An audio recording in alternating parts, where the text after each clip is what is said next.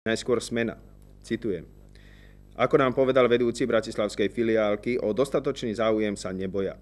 Medzi prvými sa hlásilo Ministerstvo vnútra Slovenskej republiky s avízom na odber 40 Mercedesov.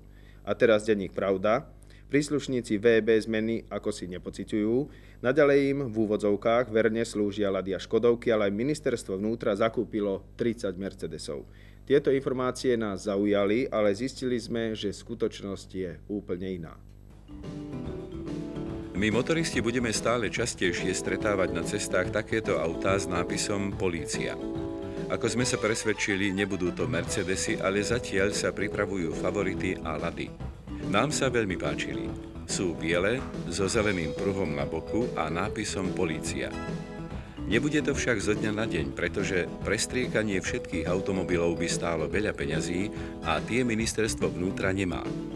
Takže postupne sa objaví nápis Polícia aj na doteraz známych autách, ktoré, ak doslúžia, nahradia ich biele so zeleným pruhom. Ak si niekto myslí, že polícia nevie, čo sú to problémy s náhradnými dielmi, tak sa veľmi mýli. Všetko, čo dopadá na normálny motoristický trh, napríklad aj so zvyšovaním cien, sa bezprostredne dotýka aj vozidiel ministerstva vnútra.